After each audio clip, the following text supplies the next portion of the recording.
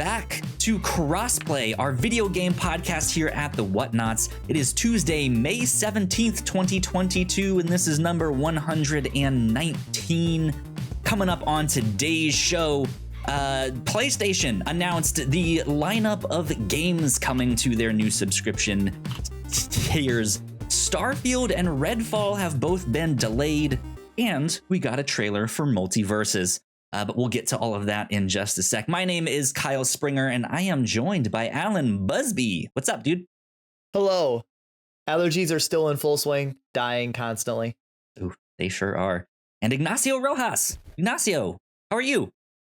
I think I might have woken up with a cold. Like it's the beginnings of a cold where my body isn't feeling. It's feeling a bit harder. I'm getting some of the. Not runny nose, but I do have stuff in my nose. Oh, see, I have the stuffy nose and the runny nose, but like literally it's my allergies. If I go outside even for like a minute, I'm like fucked for the day. Oh. I go to work and my buddy's like, well, like, are your allergies bad? Yeah. Well, have you been outside? Motherfucker, I'm at work. Of course I had to go outside. Well, you told us how bad the pollen situation is over there, where things just will get covered with it. Dude, yeah, I don't think it tells me the numbers, but on the chart it just says pollen count high. But it doesn't, I don't think it tells me like the number. Oh, main allergy, grass, a high of 59. I don't know what that means. If you understand what that means, then it's that bad or not, or is like or isn't. Parts per million. It says masks strongly recommended. Yeah, I ain't fucking breathing in that shit. Avoid outdoor activities. Oh, damn. Are you guys believers of the, like, if you just tell your body to not get sick and believe it hard enough that you will not get sick? Like, sometimes. Yeah. Yes and no. I think it plays a part, but then again, it will not always work out. It's not a surefire thing. It will be strong. So sometimes, like those mornings, I wake up and I'm just like, oh no, is this a cold? Did I just sleep on the wrong side? Like you're not sure, right? And so you're just like, don't get sick. I will slap the shit out of you if you get sick. But you're like speaking to yourself, right? You know. I can't help but looking at these recommendations of the weather thing. Another one, recommended to take a shower after going outside. Recommended to close your windows, doors, and turn on the air purifier. Damn. Also, for allergies, a high or a moderate amount of what it says weed. Huh. Damn. Okay. Try not to get high. And it has high tree. So we got high grass, high tree, and moderate weed. So with all that weed, they certainly will be high. Sure, high. Man, son of a bitch. Yeah, no, luckily, I don't know if that's a problem.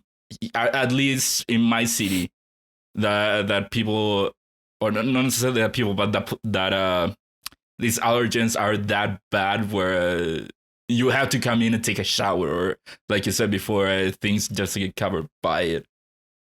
Like we have pollution. That's the main thing that we have to worry about. I'm doing the reverse. I'm taking a shower before I go outside, before I go to work. So I'm not even following the recommendation. Yeah. Alan, but I guess I don't think you can be allergic to pollen. I feel like I'd almost kind of have pollution versus my fucking bad allergies. Anyways, let's talk about some video games, because that's what we're here to talk about, not pollen. Who cares about pollen? Tree. Let's talk about video games. Let's get into what we have been playing. All right. Can we start with Ignacio? That's what I was just about to suggest, because you guys are playing the same game. Go for it, Ignacio. Let's go. Yeah, so you guys know how much I fell in love with Elden Ring. So I have been hearing a lot of good things about this game called Sekiro. I don't know if you guys have ever heard of it. Little indie game, right? Here, I think I've heard of this before. Yeah. You think? So yeah, I have been meaning to play Sekiro for a while. It was half off on Steam. So I decided to just buy it, and since there has been nothing new to play, other than Trekyomi, so yeah, I just went in and I started Sekiro. So I'm just going through Sekiro right now. It is good, fun combat. It is. I do have to get accustomed to it coming in from Elden Ring, where it is but a quite different gameplay. Where in Elden Ring, of course, you could just be who you want to be. You want to be a swordsman, a mage. You want to come in with 2 shields. You want to come in naked. Go for it. Whereas Sekiro, I was surprised how opposite to that it is, where you are. I think you are a shinobi. Yeah, you're a shinobi. Yeah, so you're a shinobi. You have your one sword. As far as I know, you just have a sword. You never change it. You have your prosthetic arm, which you can swap in different kind of like abilities to it. But for the most part, you have the sword. You have a grappling hook, and that's it. And so even though I played Elden Ring using a sword and a shield, I did have to get accustomed to the sword fighting in this game and the blocking with the sword in this game, where the fighting mechanic is different because you have a stance meter. It's the same thing in Elden Ring. It's the poise, but it's a hidden bar in Elden Ring where it's prominent in Sekiro. Yeah, it is very prominent. So you, for the most part, have to go in kind of like looking at the movements and what the opponent does in order to perfectly time your block. And if you perfectly time it, that's how you get the poise down. And it is more than just swinging at your opponent, trying to slash it as much as you want. It is more about the blocking at the precise moment. And it is a very different blocking than, for example, Elden Ring, where Elden Ring, the blocking there, I used it as it will protect me from anything. I may have a little bit of stamina. Blocking will protect against anything. Here you have on one side the unblockable attacks, and on the other side it is more of the active. I am doing it not only to protect myself, but also to get down the poise of the enemy. And so that is something that I have to get more accustomed to the gameplay. Also, the dodging, it is different from Elden Ring. It's technically bad because it's not meant to dodge. Yeah, that's another thing that I had to get accustomed to, because for Elden Ring, I had to get accustomed to dodging out of the way. And that dodging means you can roll. You just roll. You can just go rolling and rolling and rolling. On Sekiro, it is a sidestep, which is very different from the roll. So I had that slight opposite. It doesn't always work out for me. I had like the same problem you did, but to more extreme, because like I came from Bloodborne to Sekiro, where Bloodborne has high iframes because it's all dodging. There's no blocking really. So then going from Bloodborne, where you're meant to dodge everything, to Sekiro, where you're not really ever meant to dodge. I feel anything. Like you do not have that much iframes. If you do in Sekiro, yeah. You don't. Or maybe I'm just bad at it. No. In Bloodborne, when I came from Bloodborne, you have high iframes because it's all about dodging. Sekiro's dodge, it does have iframes, but it has a very small amount of them. Because you're not really meant to dodge anything. You're meant to deflect attacks. You can still block everything that comes your way with the sword for the most part, except for perilous attacks. But when you just block attacks, you're not really making active progress on your battle position. But it's not even also just about blocking. It's also very heavily dependent on attacking. And the best way I describe this to Amy as to why I love Sekiro is every fight in Sekiro feels like a dance.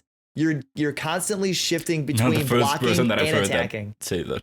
We're like playing Elden Ring or anything else. It's just blocking and standing there and kind of finding. Elden Ring and everything else always feels about finding a window of attack. Sekiro is about. It's not really creating or even finding a window. It's about dancing with your opponent and just being ahead of them. Yeah.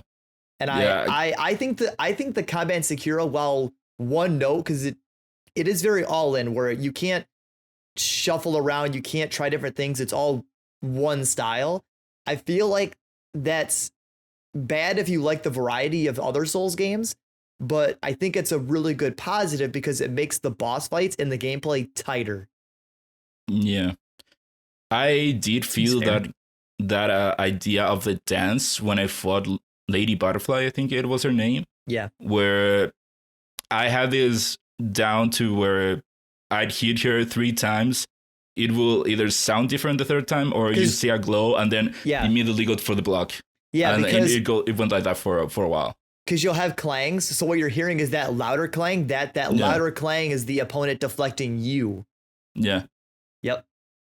Yeah. So that's one thing that I had to get accustomed to. The other thing is that Elden Ring is way more open than Sekiro. Yep. So that means that when you get stuck with a boss in Sekiro, you don't have many other options other than fighting the boss. You do have some options. At some point, you get access to this kind of like secondary area that is kind of a memory, if I'm not mistaken. That's where you fight Lady Butterfly. And so I would go in between those two areas where I would progress on one. If I felt like I couldn't progress anymore, I would go to the other one and make progress to it.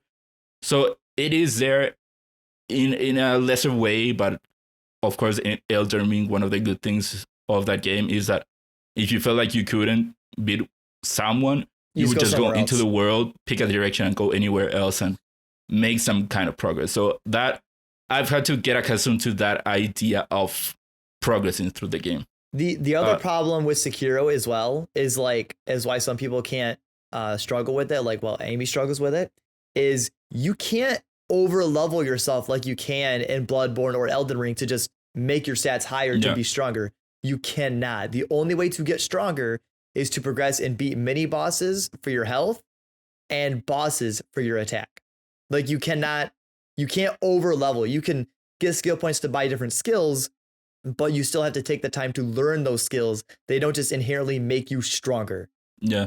Yep. And even then, in Elden Ring, when you die, you can still get back all of your runes that you had. Whereas in Sekiro, you lose some of it. You lose half. But it depends. See, it depends because the more that you lose, the more that you lose in your experience points.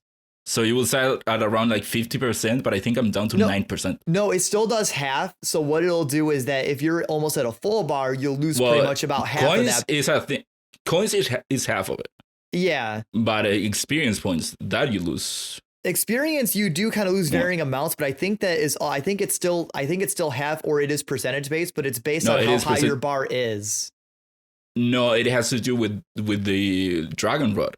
It tells you that the more that you die, the less that you will recover. Well, yeah, because that's your unseen aid, but that's just how much. Yeah, if you get unseen. Oh no, yeah, you're right. Unseen, the percentage has to do with how often you get the unseen aid. Yeah, no, you're right, my bad. But yeah, even I knew that one, Ignacio. I mean, come on, jeez. Still, in Elden Ring, if you could go back to get all of your experience, but here, it is only platinum Sekiro. You have a certain you have a certain percentage chance of getting it back. But yeah, I'm liking it. I have been using quite a lot of guides to figure out how far are you? So I beat the Butterfly Lady, which I think is the last boss of that area. And then to the other area, I climbed the whole castle. Mm-hmm. I'm inside the castle. Okay. So that's as far as I've gone. So you fought, I went back to the beginning area, the part where the game begins. Yeah, so you fought Gyobu on the horse. Yeah. Okay. Yeah, okay. I bet him a while ago. No, yeah, okay. I managed to go back to the place where the game begins. Okay. I went back to that place. I know where you are. And then so I couldn't beat the boss that is at that place, so I went to which I believe is optional. So I went back to the main path. And so I climbed the castle, and I'm now inside the castle. Okay. Nice. Yeah. Well, I'm glad you're liking it a lot. We're almost at the same spot. I am only one boss ahead of you, so you're almost where I'm at. Cool. Because you're in the castle. I fought the boss. I mean, obviously, because it's the castle, there's a boss at the top of the castle. Really? If you're in the city, if you're in Ashina itself, there's a boss there. I got to the castle. I did the climb where you have to grapple a lot, and while you're climbing, there are these creatures that are very small and very fast. Yeah. One that jumps from the sky and attacks you. Yeah, so you're almost at the top of the castle. You're like almost there. Yeah, I got inside the castle. I got to the idol inside.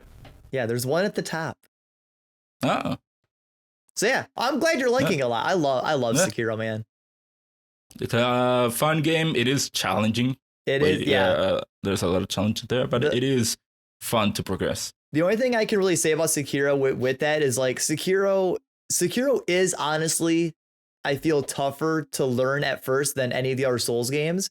But once you learn and once you get down Sekiro's mechanics, you have truly mastered the game. It's not like, oh, you're really good at combat in like Elden Ring. All right, well, there's all these other styles. Like Sekiro's combat feels so fine-tuned because it's the one style that it's tougher to learn everything.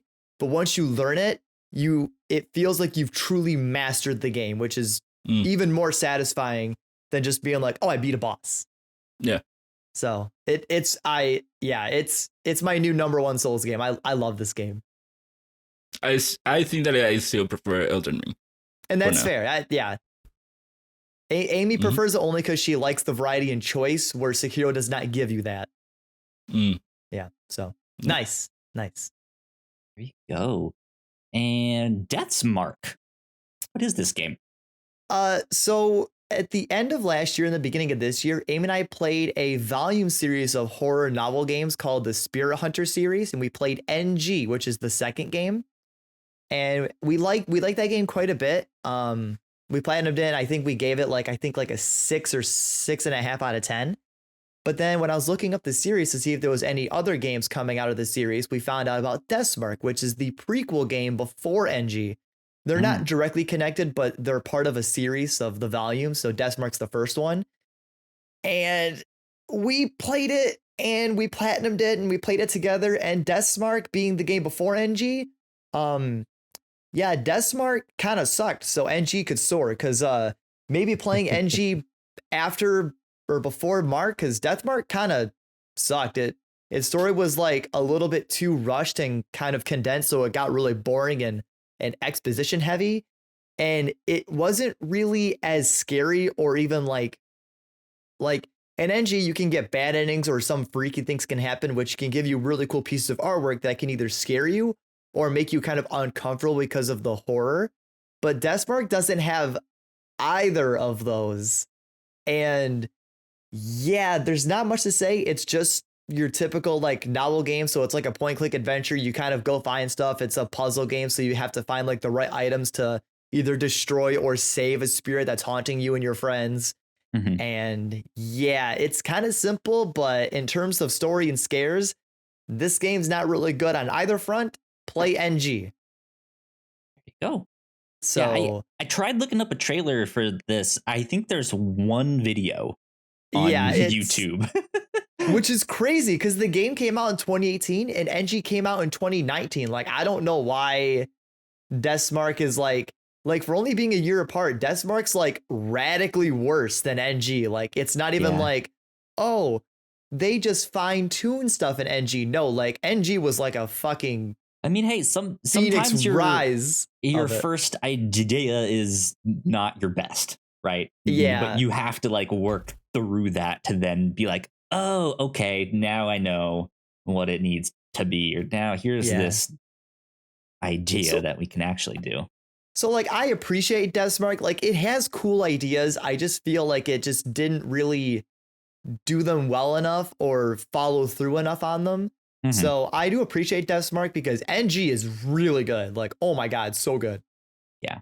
I've always wanted to get into the Steins Gate visual novels because Steins Gate is one of my favorite anime. It's so good. I actually have one of the I have Steins Gate 0, but I haven't played it yet. I think I have that one too. I think it was one of like the free ones on PS Plus. No, I think it was on like a super sale. It was like really cheap at one point. Well, yeah, I know there's a handful of the Steins Gate like visual novels that one day I will get to, because I like that show a lot. So. Nice. There you go. But continuing our streak of playing old games, I have been playing Cyberpunk 2077. Nice. Yeah. Finally. So I think since I installed it last week, I've put about 26 hours in so far. Nice. I want to say I'm about 2/3 of the way through the main story. Ignacio, I struck a deal with Alt to go do something. With Alt, that doesn't mean anything for. No, I don't even know what that means. No, okay. You Further behind than you. Right? I didn't finish it. Oh, okay. So you, all right. Well, yeah. Then, are you I playing? Thought you had finished the game. Is it out yet? Are you playing the next gen version or? Okay. Yeah, the next gen version came out a few months ago, I think. And I've been just kind of waiting for my time to actually play it and like not be swamped with like we have this new game and that new game.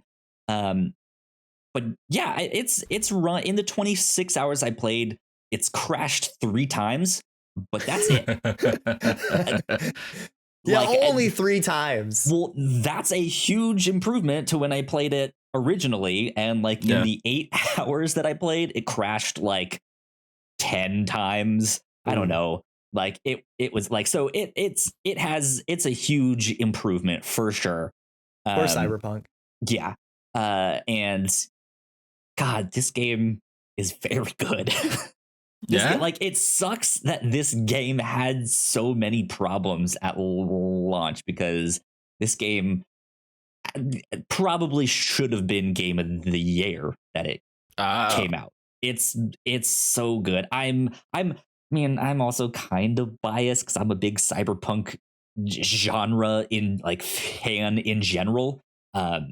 But yeah, they are nailing it. They are making me want to just like stay in this world and do all the side stories and the gigs, and I can buy an apartment here. Yeah, like yes, like let me go buy a new apartment and live here and pay my rent. Like I want to be here. I want to live in the real life simulator, buying an apartment, paying rent. My favorite part of real life. Hell yeah. What a great game. But yeah, like I am absolutely having a blast with this. The characters are fantastic. As much as I want to keep going in the main story, yeah, it's the side content that is just that helps you to like explore all of these little paths or meet these weird characters. I did one side story where a politician hired me to investigate a murder, and I like what I like about this game is I feel like I discovered one thing that I could have reported back to be the conclusion of that, but then I ended up finding something else that didn't contradict it, but it also kind of changed the perspective of that whole thing. And I went to them and I reported not like I didn't tell them exactly what I found, but I decided to like basically tell them nothing and that it's too complicated. I can't really give you a thing one way or another. And they were actually satisfied with that because they were like, read between the lines. Like she's telling us it's more complicated than we thought. Like we need to be careful. Like all of that stuff. And I walked away being like, well, I'm happy that they're satisfied, but I like was also just hired by these politicians that I don't trust. And so now I feel like I maybe missed something in this. And I'm just like, damn it. Like now I want to go back and like, what did I miss? But it's too late now. So I'm absolutely enjoying this. Now is a perfect time to go play this game because there's not much else that's out right now. So if you guys are thinking about it, you got until I think it's what next month where something comes out that's big. I mean, Mario like Mario Strikers Strikers, not the forward. Live Alive. Like if you want to do that stuff, like there's a good chunk of time here where you guys can go. Yeah, the dig 10th into is stuff. Mario Strikers. Yeah. Nice. Then July 29th is Digimon, which I know both of you are very excited for. Oh yeah, super stoked. You know me, biggest Digimon fan in the world. Yep. It's gonna get buried by Chronicles, but Chronicles, ooh, no one knows that one. Yeah, it's so good. And I feel like I know what I'm doing in the game more so than I did when I first tried to do it. Cause just like by the end of that first time that I started to play, those first like 8 to 10 hours that I put in, like that was how long it took me to kind of figure out like, okay, I really do need to figure out this like leveling progression system, but I also need to update my weapons and like buy some more or buy parts to upgrade. Like just like figuring out their whole system. It took me a while to nail it down exactly. And so to have that knowledge then from the start of the game, like I felt like I knew it's like, okay, like I want to play like this, so I'll put my points into that thing and do this. And yeah, I am super impressed with this game. Real good. Nice. I'm glad you're enjoying it. Yeah, absolutely having a blast, and I cannot wait to go play some more. So yeah, I think that is about it for what we've been playing. So we will be right back. We're gonna get into some housekeeping, and then we can get into the news after that. So we will be right back. We put a lot of hard work into the shows that we make, and yes, we make multiple different shows here at the Whatnauts, and we'd love it if you check them all out. You can find out more information on our website at thewhatnauts.com, as well as your favorite podcasting platform of choice. When you type in the Whatnauts, all of our shows will pop up right there. Just don't forget to give us a nice rating and review if you like the shows. If you want to support what we do here at The Whatnauts, patreon.com/The Whatnauts is the best place to do that. You can support us for as little as $1 a month. You can get all kinds of exclusive content at the $3 tier. You can also get a shout out and a thank you on all of our shows at the $5 tier. You can support us on Twitch by subscribing to our channel at twitch.tv/The Whatnauts. And we would love to have you all join us for our live streams and talk with us in the chat. And lastly, we have merch. If you'd like to grab yourself a shirt or a sweatshirt or a mug or something else, go to thewhatnauts.com/store to pick up some merch today. And we are back. Well, at least Ignacio and I are back. Yeah. Alan is, he took off while I was talking about Cyberpunk to go to do something. I think he had to poop or something. Heard it. Let's ask him here. Put your headphones on. Alan, how's it going? Alan, Hi. Thank you. How was your massive diarrhea? What, you feeling better now? I just had to pee, man.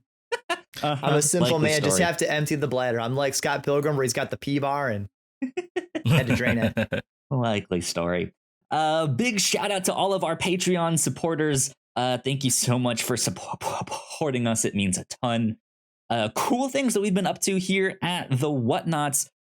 Here on the review show, we read some comics called East of West, which is like a sci-fi space cowboy kind of almost dystopian or almost apocalyptic, but it's more so dystopian adventure story. I've heard great things about the entire run. It's written by Rick Remender, who, if you are a big Marvel, especially MCU fan, you might want to start paying attention to his run on Avengers, especially with all of these incursions happening.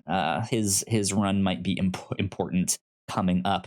But yeah, that's what we did on the review show. On the Captain's Log, I have achieved like extra credit for gamer status. I bought the alcoholic Mountain Dew, and I have tried it. I will be trying out a new flavor every week on the Captain's Log. Oh, there are multiple flavors. There are multiple flavors. And I'm one of the lucky ones to get it. Kinda, it's only available in certain states in the United States, and there's like 4 or 5 of them. And Oklahoma happens to be one of them. So I picked it up, and alcoholic Mountain Dew tastes a lot like Mountain Dew with alcohol, but with alcohol. Oh. Yeah. So there you go. Who would have thought? Who would have thought? Indeed, good stuff. But that's about it for our housekeeping. So let us get into the news.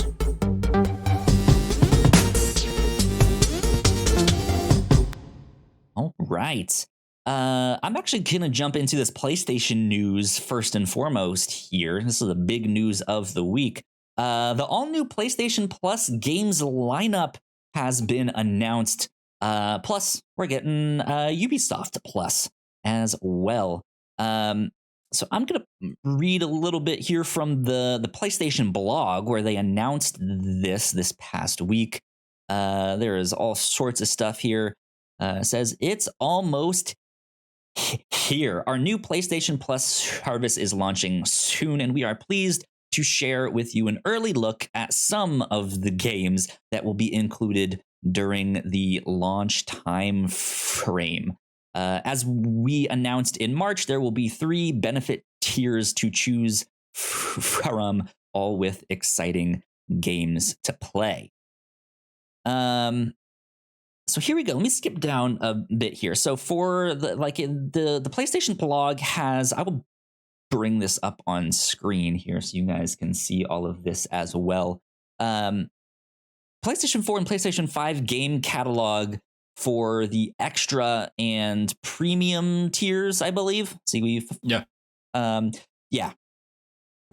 it's for extra and premium deluxe plans, all this stuff. They have a whole list of the PlayStation Studios games, stuff from Housemarque, from Software, even from Sony Benz. They have Days Gone, they have Destruction All-Stars, they have Everybody's Golf, they have God of War, all sorts of stuff. They have Patapon 2 Remastered, Resogun, Returnal, Shadow of the Colossus, Until Dawn, Uncharted, the Nathan Drake Collection, Wipeout Omega Collection, all sorts of stuff. They have a bunch of third-party partners as well.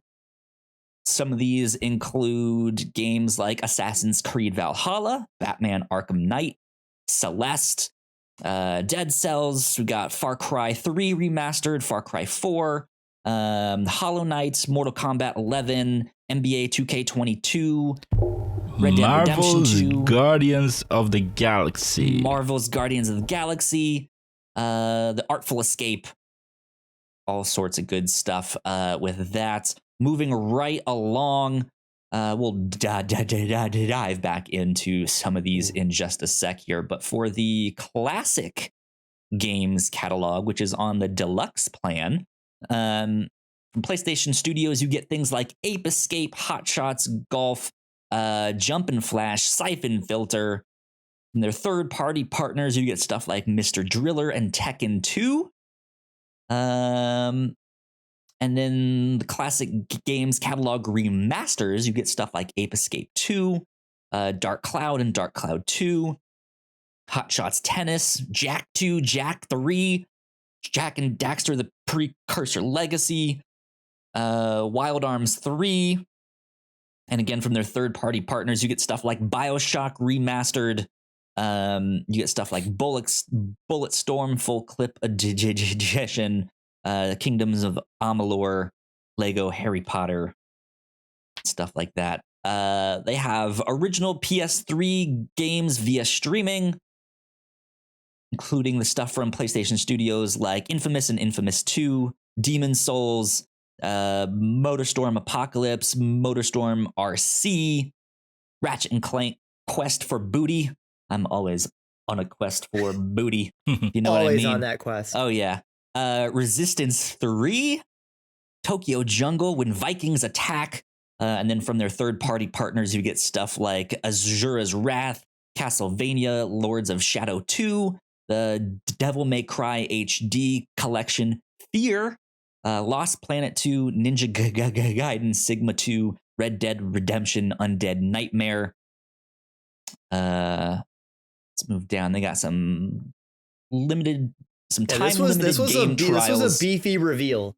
Yeah, they have all sorts of stuff here. But the time-limited game trials includes things like Uncharted Legacy of Thieves collection and Horizon Forbidden West. And then from their third-party partners, stuff like Cyberpunk 2077, which you should all go play. Tiny Tina's Wonderland and WWE 2K22. And they say there will be new games added regularly. Ignacio, thoughts on this so far as an initial lineup of stuff that will be there at launch time? What are your thoughts so far for this? Yeah, this is an initial lineup. There is a chance that for the release, which is very imminent, they could add more things. And also they have committed to updating the list regularly. There are some good things, some step forward, some step backwards. For the PS4 and PS5 catalog, they have a lot of good games here, a lot of recent games. Again, Marvel's Guardians of the Galaxy, I love the game, so good that it is here. Both Spider-Man games, Infamous games, Demon's Souls, which is for the PS5, and there are quite a good amount of good games, PlayStation games here. Absolutely. PS4 and PS5, and also third party we have AC Valhalla, and Red Dead Redemption 2, and other good things here. So I think for that part there is a lot of good things here. It's a lot of great games, some games that are newer. But I think that the disappointment starts to come in when you go into the classic games catalog, where there are, for the games that we have here, first of all, there's only one PSP game, which is Superstar Portable. And there are a few PS1 games, but these are not games that people are really clamoring for. Of course, one of the biggest omissions is throughout the entire list of Metal Gear Saga. There are no Metal Gear games here, which they were in the PS Now catalog. That's a lot true, of the Rockstar Games catalog. Granted, they pulled it out recently, but still, that's a big omission. And also, them making the distinction of here are games that are remastered, but there are games that already were kind of like remastered, which means for some of these games, those were PS4 games that got ported to PS5 or PS3 got to PS4, and so do not expect much for the remaster side. Well, I want to interject because that was one thing I was gonna say. Because like in the classic games catalog, so speaking directly on Ape Escape 2 as a remastered game, this needs to be something different than the Ape Escape 2 PS4 version, because I think it was like it isn't. It says there that it is a PS4 version, but it needs to be enhanced somehow, or it needs to not be the exact same game, because I think it was like half a year ago. I booted up Ape Escape 2, the PS4 version, on my PS5 because you can download it and play it still. It does not run well. Oh. It is a glitchy mess where the game is almost kind of unplayable. So if this is the exact same game with no actual remastered enhancements, then that's bad. Yeah, I don't know. Because I think that it brings up a warning where when I boot up Ape Escape 2 on my PS5, it warns me that the game will not run well on the PS5. It warns me it won't run well. And it doesn't. Yeah, that's fair. Oh, interesting. Yeah, I think that these are all games that were available on the PS4 when, if you'll remember, at some point during the PS4 generation, Sony got the idea of releasing PS2 games on the PS4, and then they quickly abandoned it. Mm-hmm. So I think that these lists are those games. Interesting. Yeah. But yeah, for the new things, it is a very good list, but going into the classic catalog, it is a bit disappointing, especially since this is the most expensive tier that they have, and they do not have much to show about it. again, the half of it is the quote unquote remasters, which are games that already came to the PS4 and were part of the old PS Now system. And then the newer stuff, the PS1 and PSP games. Only one PSP game, and then PS1 games. A lot of the games that people would want to have here are missing. Yeah, it seems like an okay list to start. I don't really have any major problems with it personally, but I'm also not really interested in upgrading my account to any of these like extra tiers and stuff like that. I like it just for me personally, I want those first party games day and date. That would be the thing that gets me. But I do like the inclusion of Ubisoft Plus and stuff like that in the air, which is kind of the next like second half of this announcement. Is that Ubisoft Plus is coming to PlayStation, and if you get the PlayStation Extra or the if you get the PlayStation Plus Extra or Premium, if you're on one of those two tiers, then included in that subscription is a version of Ubisoft Plus called Ubisoft Plus Classics, which has about 27 games is what they mentioned, and that's how we're getting stuff like some of these Assassin's Creed games and stuff like that. Far Cry. Yeah, Far Cry. So I like that there's inclusions of stuff like that, because then it has potential for kind of other third-party services that are similar to do the same thing. I know there's a few of them out there. That would be neat. That would help to bolster the value. So. Yeah. See, I like something. I kind of like this list, but I also like. My problem is, like Ignacio mentions, that they don't have. There's a lot of titles missing that people would want, i.e., like the Metal Gear series, and that's true. I mean, people are really excited for Ape Escape 1 and 2 to be in here, but I mean, I know that's more of a niche thing, but people do really like that series a lot and want it to come back. I feel like the problem is, I'm only speculating here because I don't know how Nintendo does theirs. I know people complain that Nintendo isn't adding like these big titles that people really, really want. But I feel like that's fine because Nintendo kind of drip feeds it to you over a long period of time, which I feel PlayStation is going to do, where you're going to get the titles you really want. You're going to get the games that you're super excited for, but it's going to be drip fed to you. Yeah. But I feel like the problem is not that drip feeding is bad, because it's fine to do that or whatever. The problem is the premium subscription is super expensive. So if you're going to make it that expensive, you need to make it worth buying immediately or to keeping. Yeah. Where I really feel like the classic games catalog should be in the middle tier.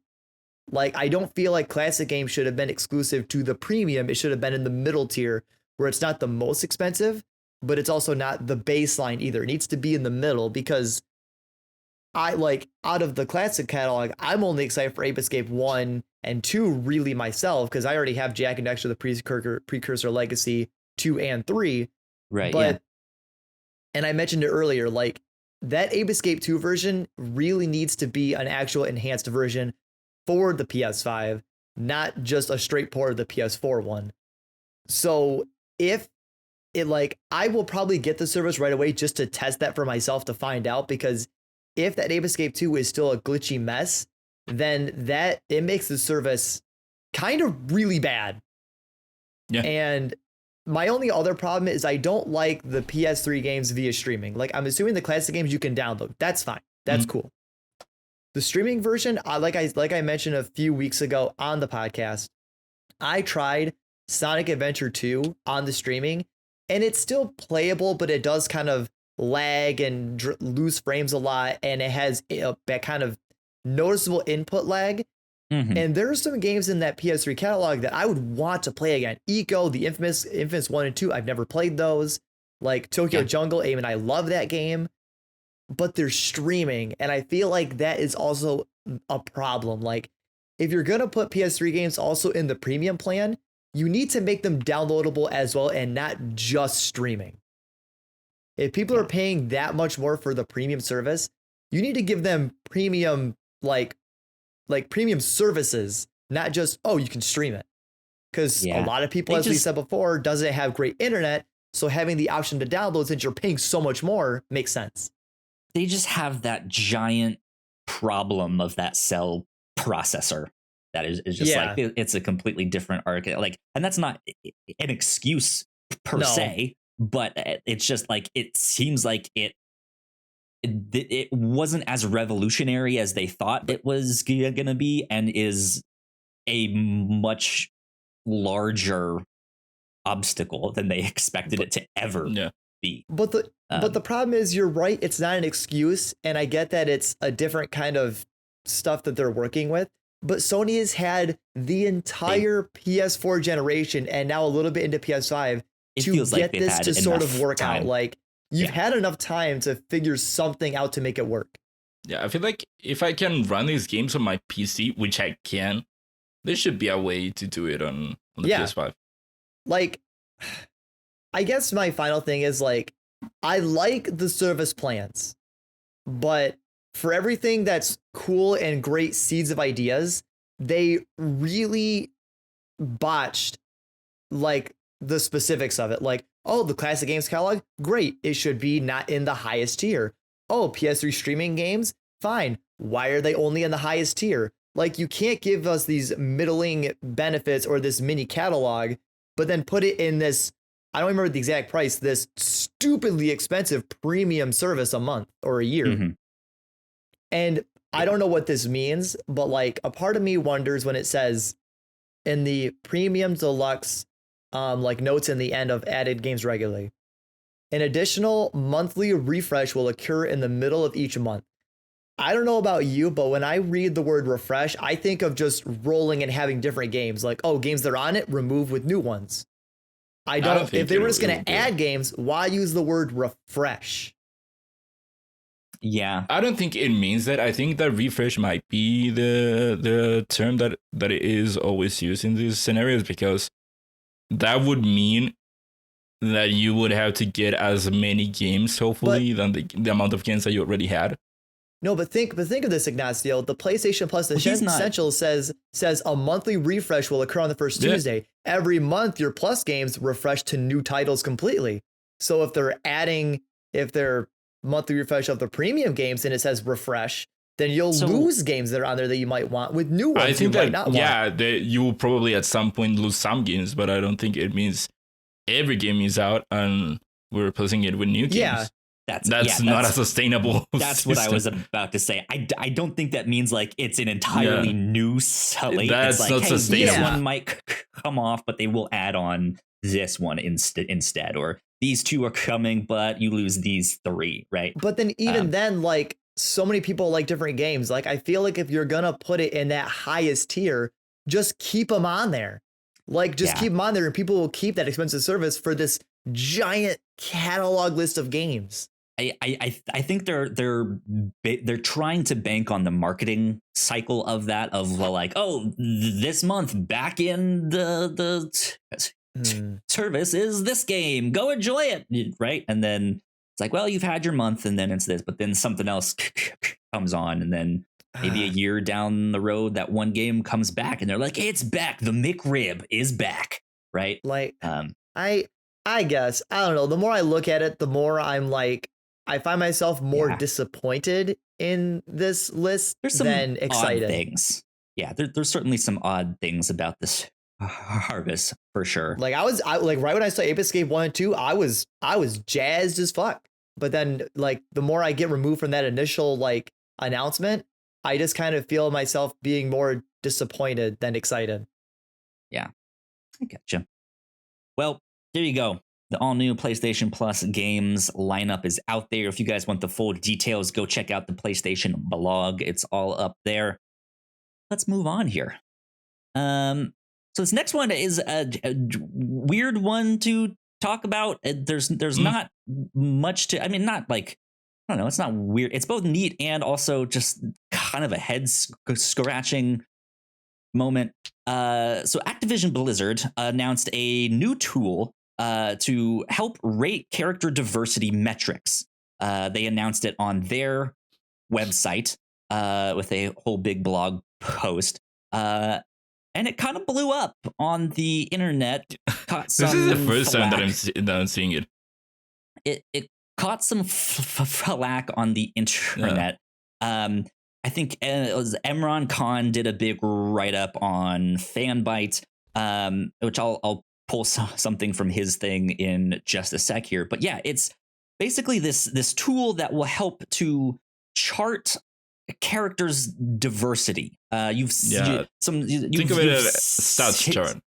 Yeah, like a stats chart where you've seen the like octagonal thing where you have strength, intelligence, all that, exactly. And then it grows to certain sides. Yeah, it makes a little shape there, and I think the sentiment is good intentions, maybe not thought through all the way exactly, but also they're like not many other solutions are out there right now. So yeah, they made this tool. They had to clarify that, hey, this is not being used in games currently in development. It's not an official thing that we like spent company time on. This was made by employees who did this in their spare time with their own money and resources and stuff like that. But then they had to kind of go back and kind of clarify some of that stuff of like, oh, hey, like it's not in our games right now, all of that stuff. And then I want to pull, here's from Emron Khan's thing here on fanbyte.com. He says it's uncomfortable a little bit, chiefly because this seems like a bad idea as a failure of simpler, purer of a this seems like a bad idea as a failure of a simpler, purer solution of simply hiring and listening to diverse designers. Getting them on a team is one thing. Taking their feedback or letting them lead designs and teams is a different scenario. One that this tool only helps in the weirdest and most dystopian ways. Again, we're focusing on quantifiable results rather than thinking about why those results are happening. I thought that was an interesting take. And then I want to go over to Twitter and pull up Austin Walker's Twitter. He was previously at Waypoint and Giant Bomb before that. But he is now the IP director at Possibility Space. And in one of his tweets here, he says, the thing to really understand here is that you can take this totally at good faith. You can understand how it functions, how they want a tool to ID biases, etc., and still think the methodology absolutely undermines their goals. And then he adds another thing here, like you might ask, why would the often marginalized people who work in DEI actually ever consider using this tool? And then his informed guess was because their advice is often dismissed by decision makers who claim that without hard data, they're wrong.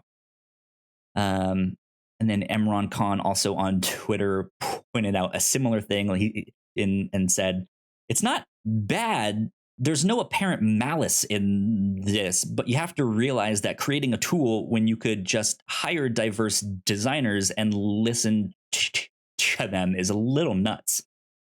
So you guys mentioned that you did not see this when it popped up. This was all on my feed when I woke up a few days ago. do you guys have much thoughts seeing this now? Just kind of initial reactions to this here. I have thoughts. And again, this is me just seeing it for the first time. Sure, yeah. I agree that it is coming from a place of good.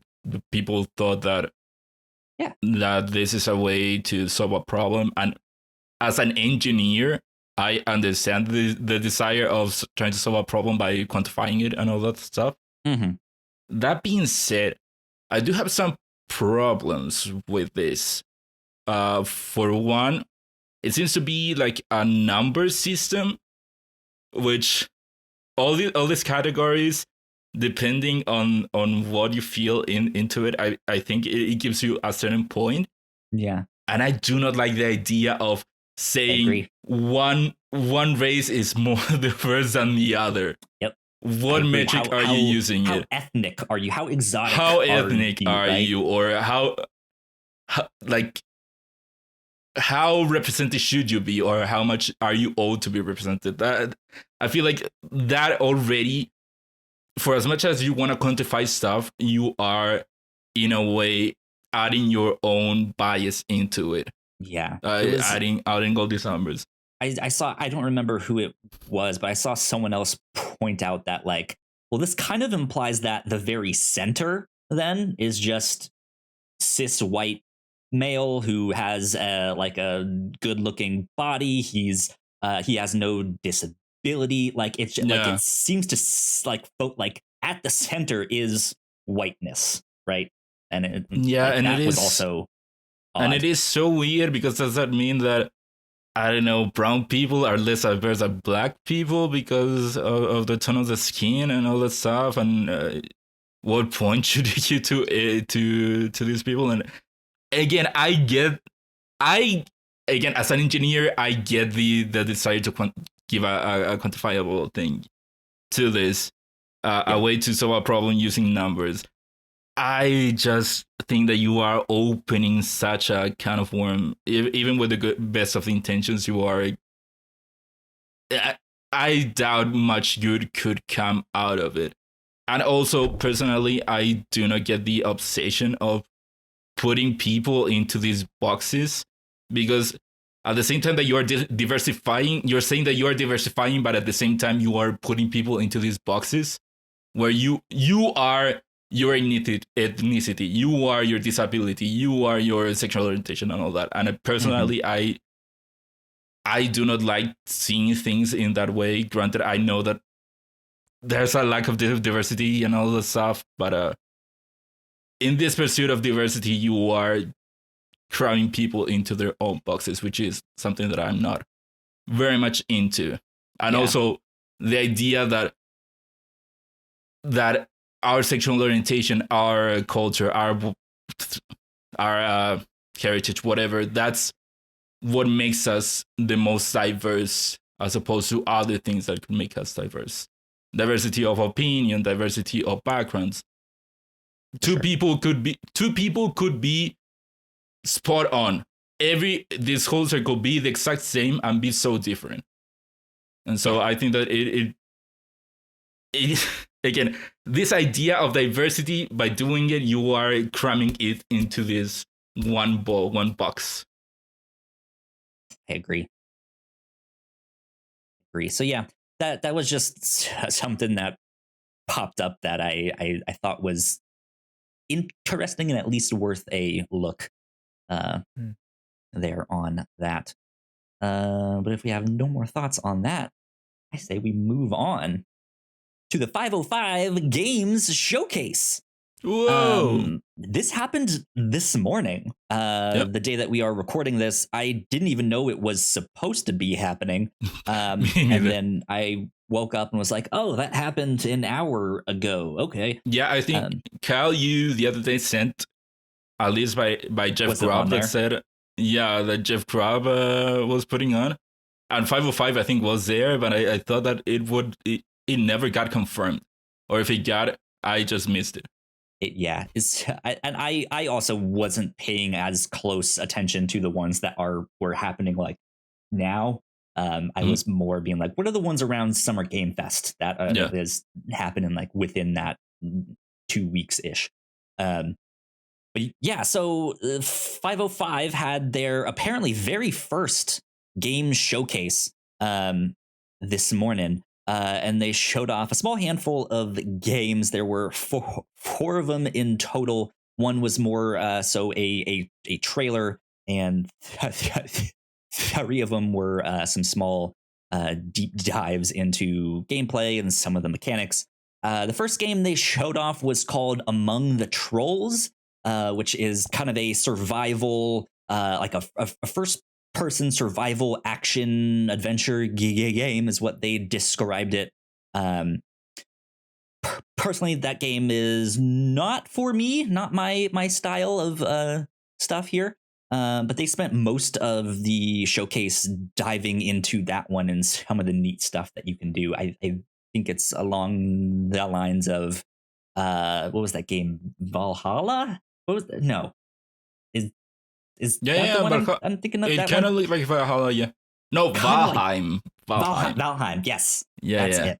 So it kind of looks like Valheim, yeah. Kind of reminded me of that, where you're in this forest, you don't have much, you need to start gathering supplies to help you survive and start building out like a fire and then some shelter. And in this like forest that at first seems normal, I think as you progress in the game, it gets more and more fantastical, as the name might imply, when you are among the trolls.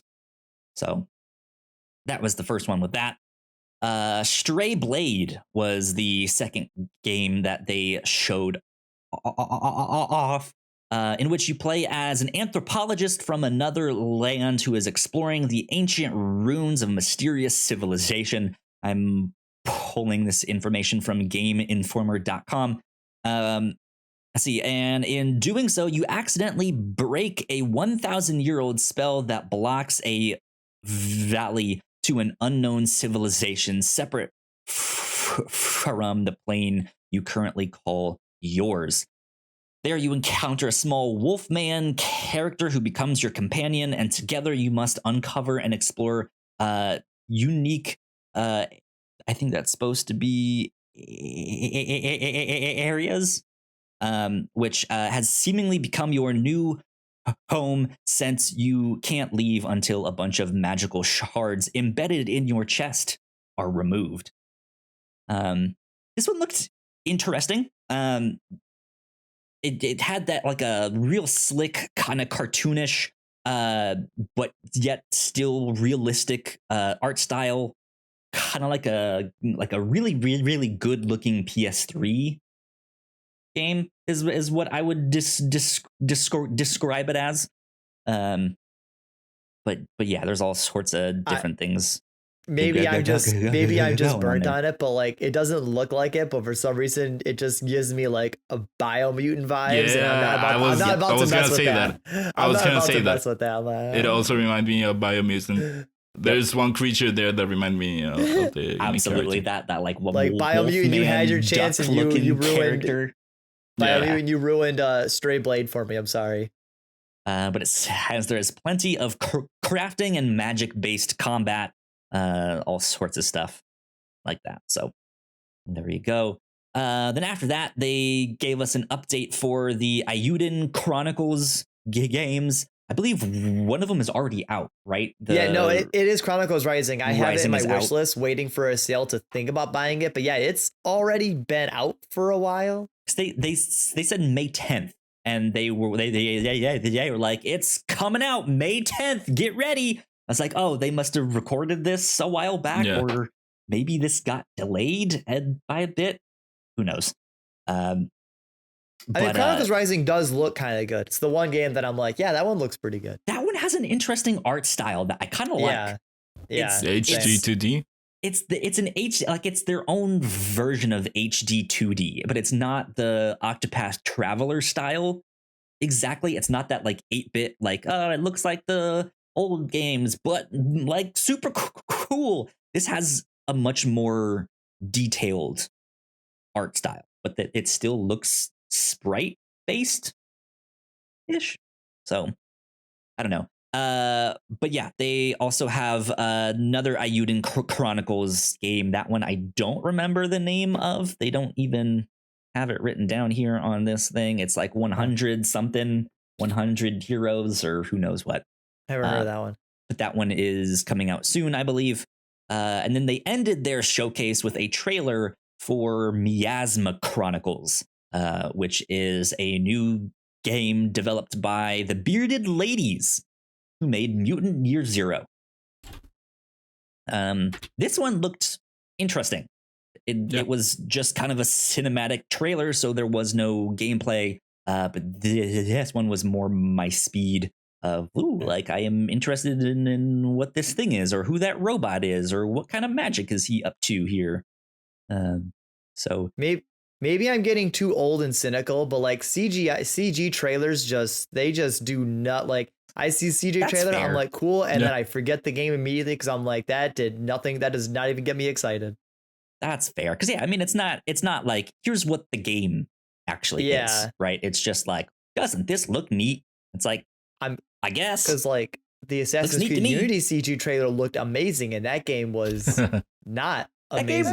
That game was not as bad as people say, but it wasn't great. Granted, I do not remember much of that game, and I beat it. And that's that's probably better. You forgot most of it, Ignacio. It's definitely one of the worst Assassin's Creed games for sure, but it was also not as bad as people said it was. But yeah, so that was the 505 Game Showcase. Congratulations to them for having their first showcase. I believe they entitled it their Spring Showcase, if I'm not mistaken. So we might get some more of these down the road. A summer showcase. Or, who knows? They might do a couple of them throughout the year. Yeah, do you guys have any extra thoughts on their showcase? Did you guys get a chance to watch this at all? It was just like half an hour. So I just skimmed through all of it. Yeah. Well, congratulations to them. Nice. Last but not least here, we have to play this trailer because I'm still just kind of flabbergasted by this game here. This week, this trailer, like before it though, this trailer feels like something you would wake up from a dream and you're trying to remember to telling it back to a friend. You're like, wait, hang on.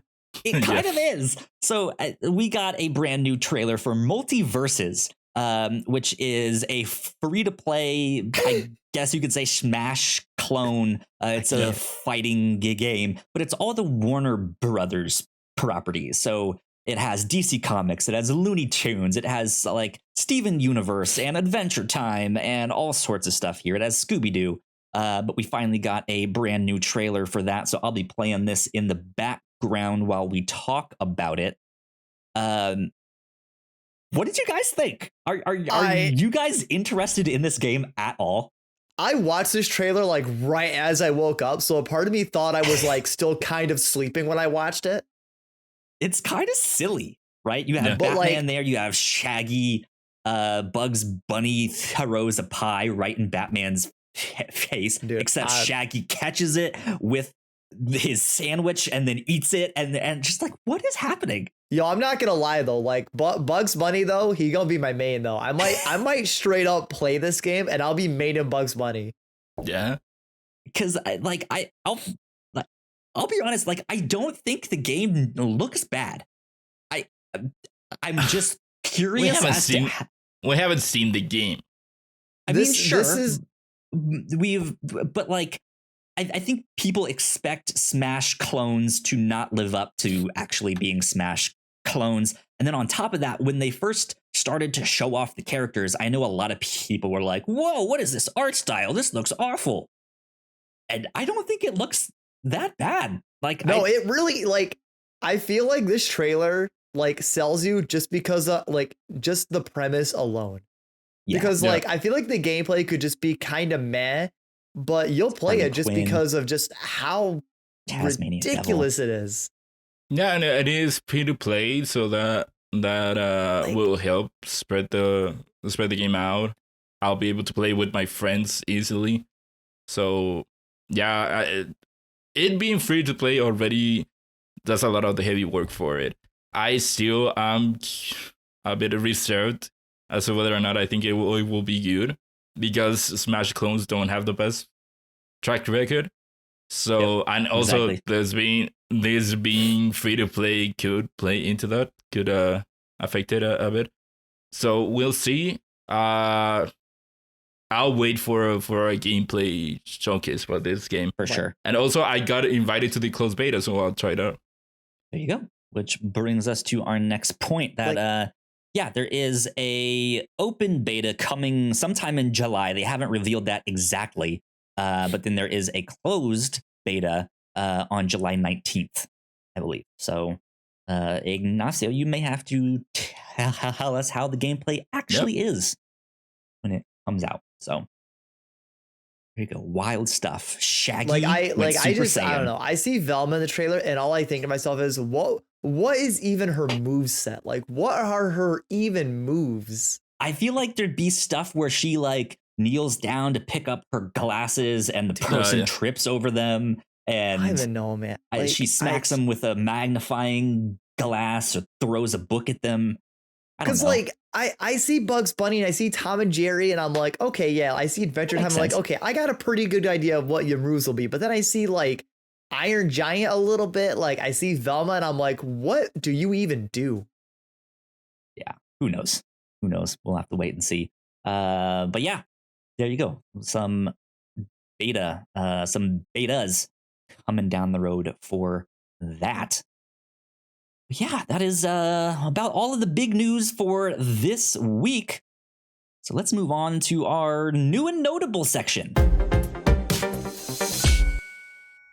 Okay, I don't know what this first thing is, so I'm just gonna skip this. Me neither. I just put that there's almost nothing except maybe these next two things, if you want to count those. Okay, so we're gonna fly through these.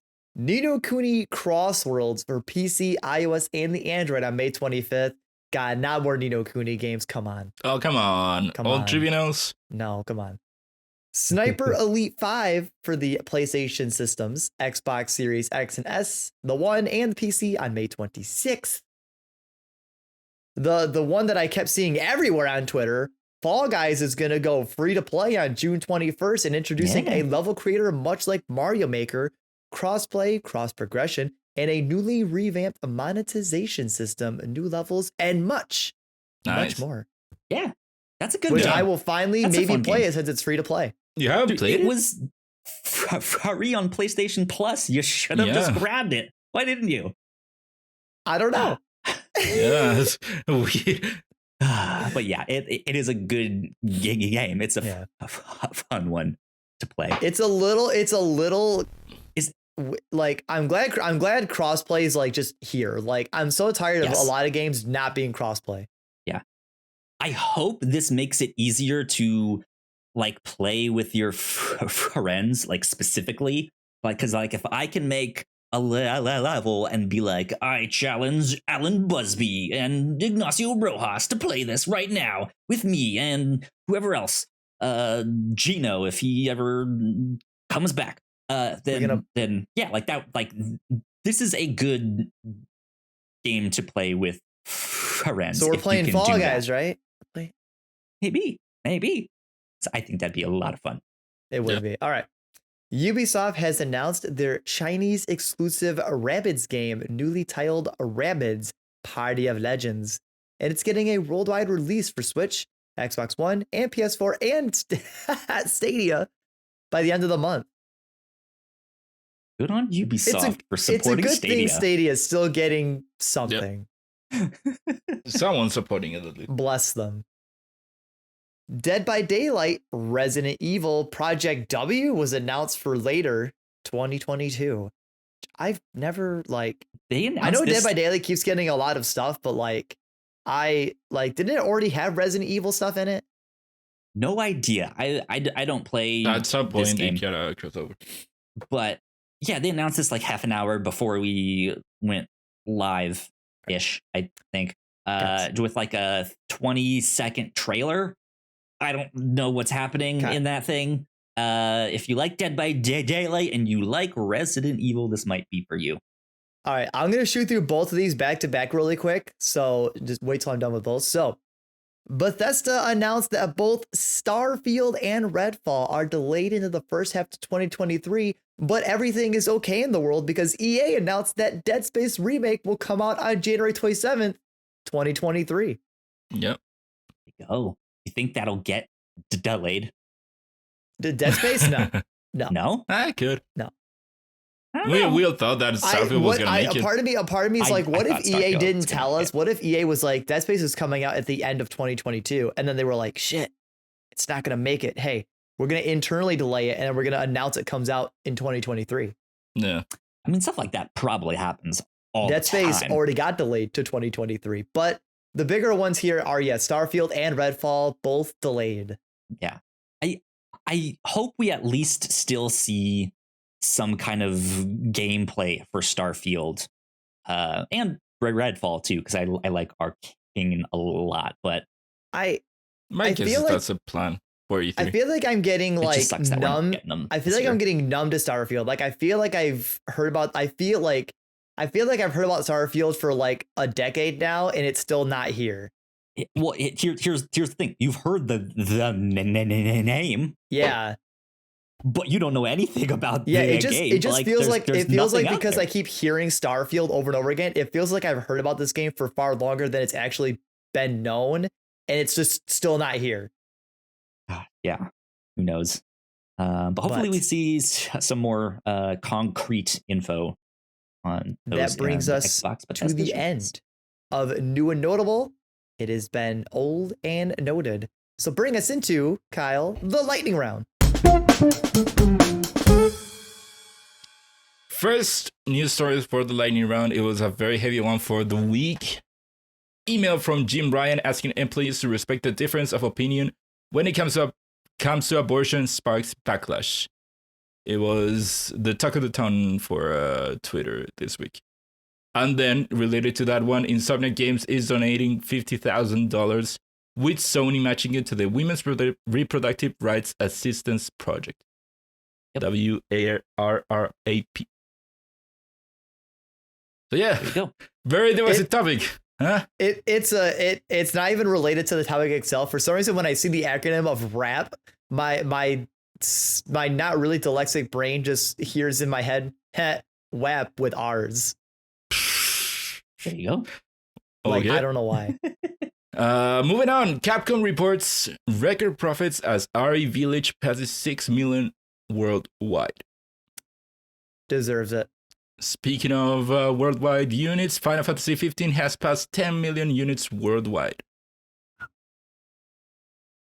According to Ubisoft's earnings report, Mario Plus Rabbids 2 Avatar and Skull and Bones are all releasing fiscal year 23, finishing before March 31st, 2023.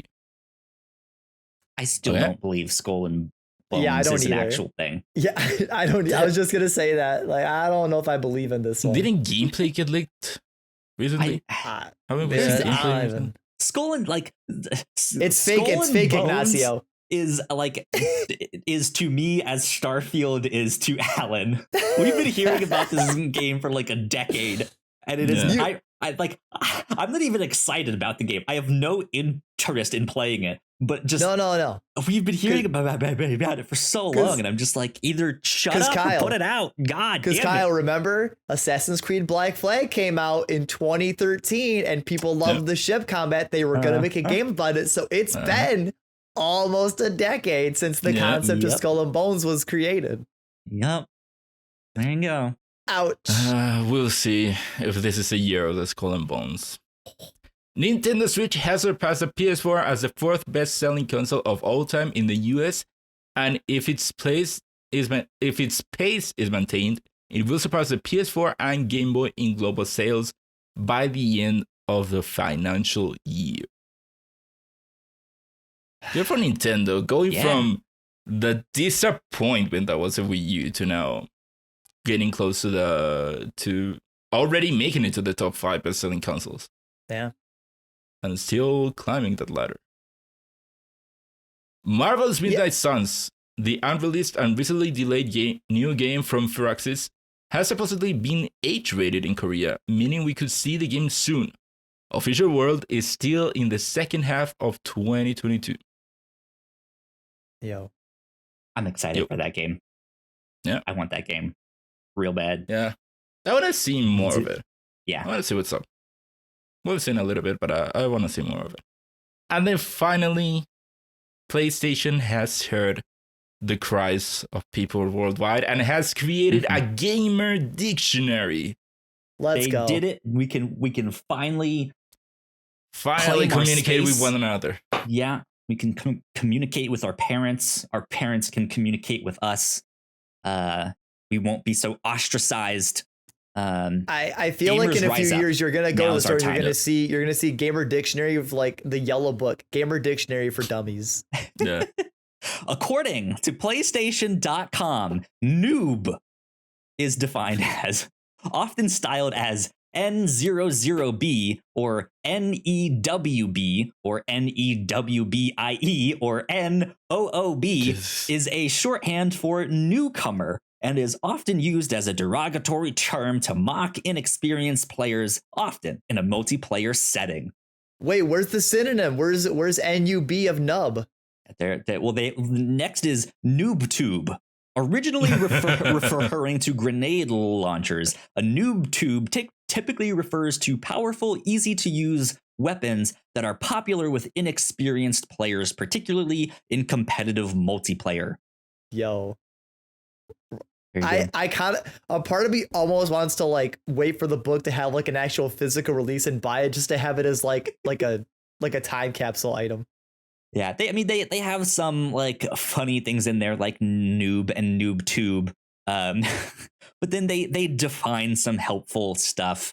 They define like what OHK means, one hit kill. They define like PvP versus PvE. What permadeath means, what ray tracing means. So like they have some helpful stuff in here. It's not meant to be like a joke or like funny stuff like that. But yeah, they have some just common gaming terms. So nice. There you go. And there you have it. There you go. There you have it indeed. That is all the news fit to print in your ear holes. Yeah. There you go.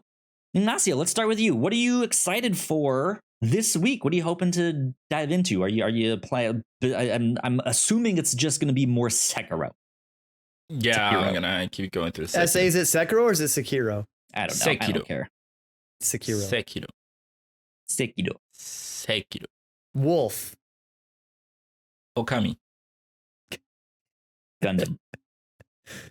Indeed. Guts. Anyways, yeah, so yeah. Anyways. You're just gonna be jumping back into Sekiro or however you say that game. That's good. What about you, Alan? What are you jumping back into? Yo, I made a tweet about it. The next set of Digimon comes out the next weekend, but pre-releases this weekend, and you can buy a couple boxes in the starter decks if you go to the event. So I'm gonna be making me some decks of cards, man. Nice. Alan, speaking of decks, after more than 15 years, if not more, I've purchased new cards. Yu-Gi-Oh cards. Of Yu-Gi-Oh? Yeah, so they don't look like they're trash anymore.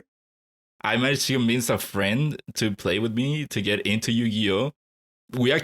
I only showed him the game once. We played once, and he immediately just went and bought 3 decks. Nah.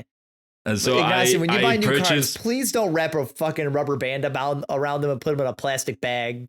Oh, and I have them. Ignacio, they got deck boxes nowadays. All right, you can put them in a secure container. I'm trying to find a deck box, but yeah, I've gotten into the group now of and put them in some. I went through my old deck. Sleeves, for God's sakes. Nah, man, who needs sleeves? I went through my old deck and I built a 40 card deck with a strategy, which was a fun thing to do.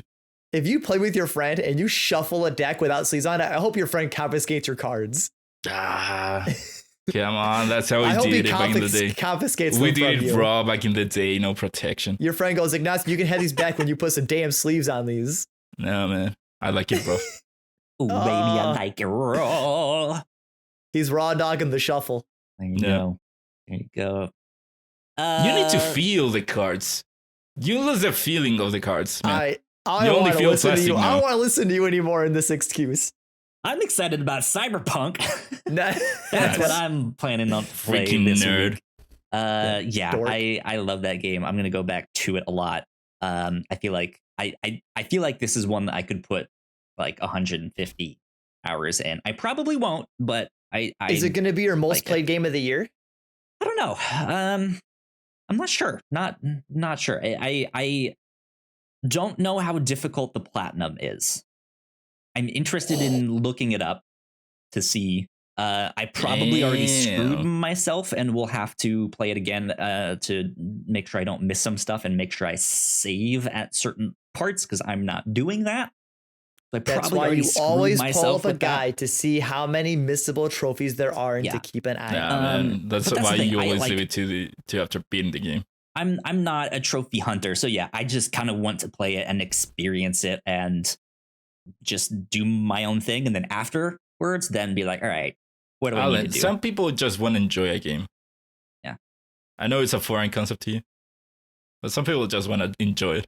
Calvin did tell me to stop playing Horizon if I hate it so much, but I'm already this far in. I can't. Mama didn't raise no quitter, all right? Anyways, Ignacio, where can the people find you on the internet? The people can find me on Twitter at Ignacio Rojas B. That's IGNACIOROJASB. And Alan, where can they find you? You can find me tweeting about an $800 guts sword at Twitter at Alan Busby. There you go. You guys can find me at Yo Kyle Springer on Twitter. And if you want to stay up to date with all of the stuff that we do here at the Whatnauts, we are at the Whatnauts on Twitter. So please go like, share, and subscribe. Tell a friend, tell a foe. It's all of that stuff. Help us spread the word. That would mean a lot. But yeah, this has been number 119 of Crossplay, and you have been defined. PlayStation Dictionary. Bye. Bye.